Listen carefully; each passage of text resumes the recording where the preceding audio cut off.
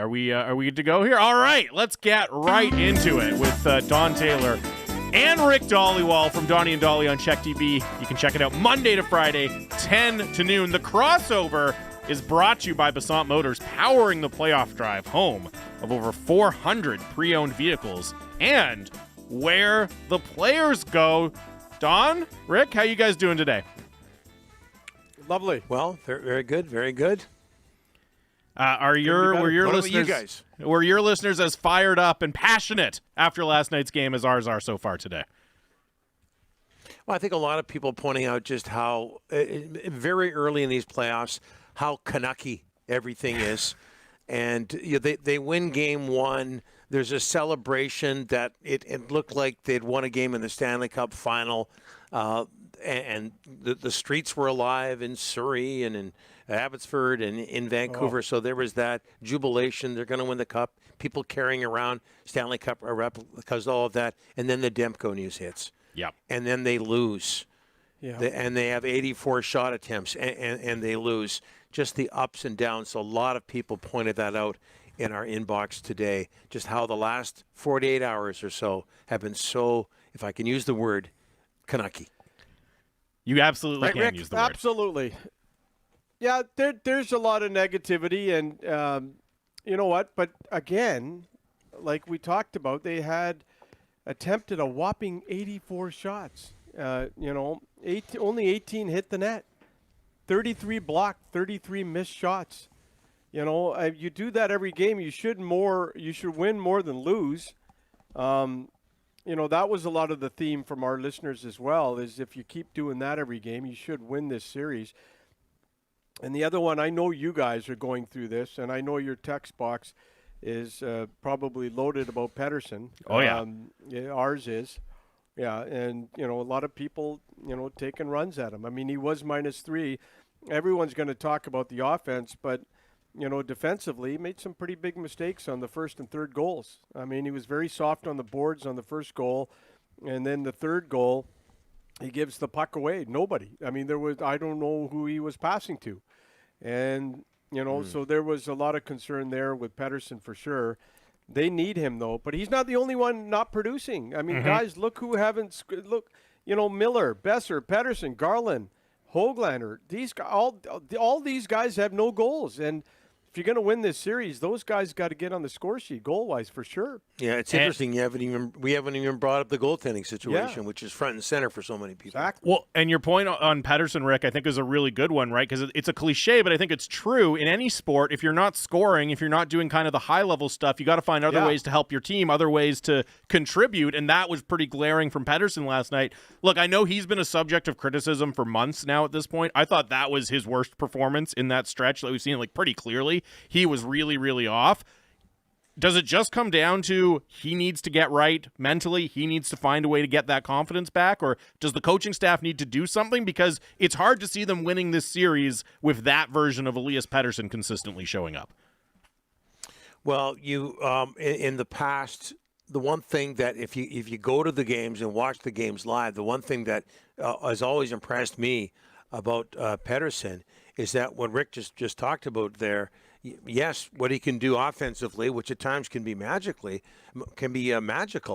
or magically, but his defense. I mean, there was talk about him winning a Selke not all that long ago, and you saw those two mistakes last night, the bad pass into the center of the ice that led to their third goal. But on the first goal, too, he was soft along the boards. And I know the people we had on the show last night, John Garrett and others, were critical of him for that. And you just didn't see that before. And I just think of him missing that empty net at the end of what it was at the first period. Just the way he looked. He just looked defeated. And even at the worst at times, there still was a cockiness about Elias Pettersson, and I say that as a compliment. That's a good thing for a pro athlete. But just the way he looked there, the body language there, was just something we haven't seen a whole lot of from him. It's pretty concerning. With the amount of attempts the Canucks had in the third period and how rarely they were able to break down the Predators' defensive system, or certainly the way that they were fronting shots last night, and honestly, for parts of Game 1 as well. Do you look at this as something where the Canucks' wounds were self-inflicted, or where the Predators are doing something well, winning the game within a game anyway, that sort of has fueled them tying up this series and taking home ice advantage, gentlemen? Rick Tocchet has been open about the missed shots. He's complained about it for quite some time now, Thomas. And we're going back a few weeks. Donnie and I talk about this all the time. And I just did not see this club. They got 30. They got 3 guys that had over 30 goals. They had 1 guy who hit 40. They almost had 3 90-point guys. Why are they missing so much? Why are they missing so many shots? And they've been doing this for quite some time right now. But the thing that Andrew Burnett said that is very interesting to me last night postgame, he said, we're not going to defend like this forever in this series. When they come out on Friday in front of their fans, I see them being way more proactive offensively. And give the Canucks credit. Nashville had only 12 shots, I think, at the 7-minute mark of the third period. When you can hold your opposition to that many shots, that few shots at home, you should win the game. I mean, every metric they had 12 shots. About they had 12 shots at the time that they took a 3-0 lead. Like, they just stopped shooting once they were up. You know, like it's not like the Canucks were controlling play and the Predators were scoring against the grain. The Predators were outplaying them and led 3-0. Yeah. Thomas, they got their first shot in the third period with 2 minutes left. But they were up 3-1. You're okay with that? No, I'm not. I'm not. But so, they were up 3-1, Rick. So just sit on the lead. Just sit on the lead. How many times have teams if you said, win, we sat on the lead and we paid the price? Yeah, if you win, like at the end of the day, if you win, the Canucks never made it. They never even made it a 1-goal game again, Rick. So you're okay with winning games on 12 shots, and how many times does that happen over the course of a season? But they won, Rick. Yeah, they won. What are we talking about? But they were. Yeah. They what Rick's saying, and like I think Rick's point is right about Andrew Brunette though. Like Brunette doesn't want him to play like that again. Yeah, right. I think that's what you're saying, Rick. They played with fire. It's not like that was the game plan going in. They played with fire, but I feel they played with fire. They didn't get burned, and they get credit for that. I feel like this market's talking about this game as if like a lot of good process indicators, like a lot of good things that the Canucks did that we can take away from this game, when that only started happening when they were down 3-0. You know? But see, I think what can be true is that both teams played poorly in a lot of different ways. Like, that's what I'm saying more than anything else. You're right. The Canucks needed to do better, but I have a really hard time believing that Nashville is like, hey, guys, we did it. No, they know they can't play the third period like that again. Exactly. Sure. That's all. I think that's what we're getting at here. Yeah. See, look at us, depends building on the consensus. Score. Andrew Burnett can say what he wants. So this is the way we're going to play, and the way we're not going to play. Each game is its own entity. It depends on what the score is, and that'll dictate how they play. One of the strange things about, and I think, Thomas, when people talk about them being somewhat satisfied with the way the Canucks play, it was their effort. The effort was there last night. No question. Yeah, I don't think anybody can question that. No. And I think that's what people are. You throw that in with the 84 shot attempts. I think that's what people are talking about. But let me just say this: when it comes to the Canucks not shooting enough, and Rick Tocchet alluded to this yesterday, and so did John Garrett, who was on our post-game show. Sometimes when you've got a team that's collapsing in front of the net and is intent on blocking shots, and Ryan McDonough was wonderful at doing that yesterday, JT Miller's teammate in Tampa Bay and in New York with the Rangers. Sometimes it's okay. In fact, maybe most of the time, it's okay to shoot wide on purpose and hope for a tip, hope to have the puck go off the end boards, see what happens there. Just do not slam that puck into a Bauer shin pad, because it's really, really frustrating. The puck can go the other way, and I think that's something that Canucks have to focus on. It sounds so simple, but I think it was obvious what Rick Tocchet was talking about yesterday, is that sometimes it doesn't have to be the perfect shot. Just do not put it into a bunch of bodies. I don't know. I think that's you were fair. going to say something, Thomas. No, just that that's why I'd sort of disagree that both teams played poorly. I thought it was a really hard-fought game. Like, I thought the Predators eating pucks the way they did was commendable. I thought the Canucks, But that, like, hard fought is different than playing well, right? Trying hard is different than playing well. Both teams tried really hard. I totally agree with you there. Yeah. But I also see, I think both coaches are probably like, guys, there's things we can do way better. Yeah. You know? Get out of our own end once in a while in the third period. Yeah, and hit the net once in a while if you're the Canucks, right? That'd be nice. It was a competitive game. There's no doubt about that.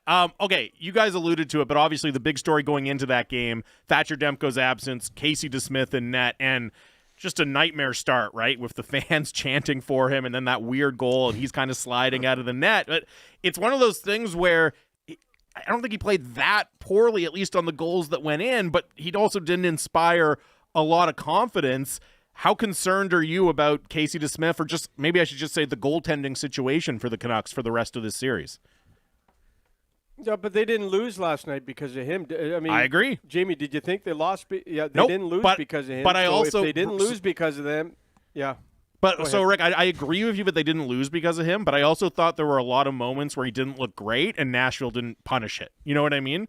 So I thought Nashville had opportunities against him where he was maybe a little out of the net or looking for the puck that make me concerned going forward. But I agree they didn't lose because of him last night. No, and he was in a tough spot. He had not played in 10 days. I mean, the last game that he had played was the one in Edmonton where he clinched the division for the team. He had a great game, and he showed up big time for them. He hasn't played since then. So the guy comes into a tough position, and they're chanting his name before the game even starts. And Donnie didn't like that. But, they're chanting his name. And I understand why karma. You didn't like it because you thought it was karma or whatever. But they're chanting his name. The guy was in a real tough spot last night, Casey DeSmith. But at least they had the veteran guy there. And Jamie, do you really want to be kind of veteran? He only played one playoff game. Donnie's played over 100. He's got more experience in the NHL than Seelovs.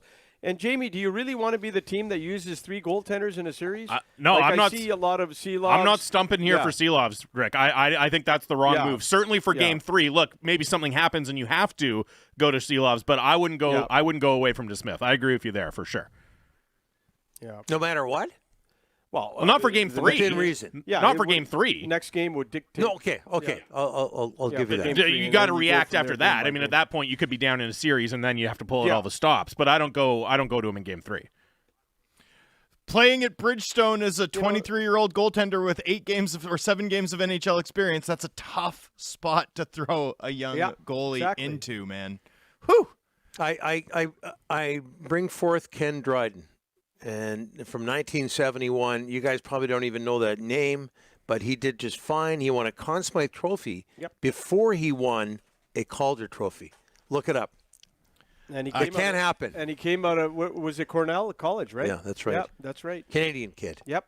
Wasn't he still going to law school during that rookie season?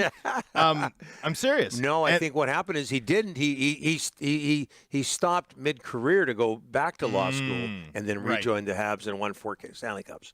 Yeah, I mean, which will happen with Seelovs as well. I mean, I suppose the more wait, Seelovs is going to law school,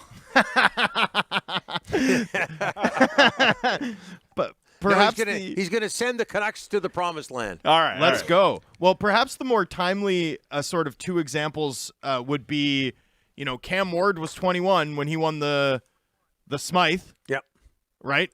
For a Jim Rutherford team. He played 28 games and wasn't even on anyone's ballot for the Calder. And then Matt Murray won the Stanley Cup, came in relief at the age of 21, and he was 4th for the Calder the next season. So, the Jim Rutherford teams have tended to win cups with their backups thing. Usually those backups have been pretty precocious. Thomas, you can't bring up – if you bring up something from the recent history, I can't take part of the conversation. It has to be from the 70s. So we got to go pre-1990 here. You know what? Maybe the 80s. That's it. It's funny, Donnie, because Rick was hoping you were about to rip me for the word precocious. Yeah. I was just going to let that one hang there. I'm Googling precocious right now. What was it? You told me a Floridian slip? A Floridian slip? Is that what happened earlier on in your Floridian program? Slip. Thomas has Floridian slips all the time. I do indeed. But Rick, he lived there. He lived there. Later, Gator. That's a Floridian slip. There you go. We got a couple more minutes here. We'll let you guys go because I know you're burning the candle at both ends. I'm going to an afternoon movie. I'm seeing a manatee. There you go. Floridian slip. Very good. But what are you hearing? I know Rick Tocchet said week to week on Demko last night. What are you hearing kind of beyond that, if anything, about Demko's status, about the nature of the injury? It's obviously not good, guys. When the story broke yesterday morning, I will say this. There's a reason why the Canucks announced day-to-day at the game day skate, because at that time it was still wait and see, and they really weren't willing to say long-term at that point. And then it changed in the evening last night, and that's why they went from day-to-day to week last night, because yesterday morning they were not confident. They did not have, and talking to some pretty decent sources, they did not have the timeline yesterday morning. They just didn't. And they felt that everybody was rushing to say he's done for the series. Everybody was rushing to say he's done for the second series or he's out for the year or whatever. There was a lot of rush yesterday morning, and they weren't prepared to say it. And the fact is they got more information as the afternoon went along, and that's why they were more comfortable to say week to week last night. And it is week to week, guys. And the last time Demko was week to week, it ended up being 5 weeks. And this one, nobody can see him coming back in the Nashville series, obviously. Some people, Kevin Woodley on our show this morning, he doesn't see him in the second round. And some people think that, if they get to the Western Conference final, maybe there. But, look, it's not good. Any way you chop it up, it's a really unfortunate injury. Happened with 48 seconds left in the game, number one. That's the scary part to me. Yeah, it looks so innocent. And maybe it had to do something with the Beauvillier stretch earlier, and then he stretched out the other way to the left side to stop Evangelista in the third period. But just how innocent that looked, and how Besser went over to him. So Besser was skating by him when something happened, something popped, or maybe he screamed or whatever the case may be. That's what would bother me the most if I'm on the Canucks or if I'm a big Canucks fan, is just how innocent it looked. Because for a great athlete like that to go down and be out in a postseason at the most important time of year with something so innocent, I have to think it's pretty serious. Not a doctor, just my observation. Yeah, as you said, not a doctor, but sometimes those like non-contact ones are the scariest, right? Yes. It's one thing if you see really clearly, oh, he banged this, and okay, you can kind of understand it, but when it just happens like that, it always makes me nervous. I completely agree with you there, Donnie. All right, we'll let you guys go, get some rest. And we'll do it next week. We need it. You bet. Thanks, guys. That is Don Taylor and Rick Dhaliwal from Donnie and Dhali on Check TV. You can check them out Monday to Friday, 10 to noon. The crossover brought to you by Basant Motors, powering the playoff drive, home of over 400 pre-owned vehicles and where the players go.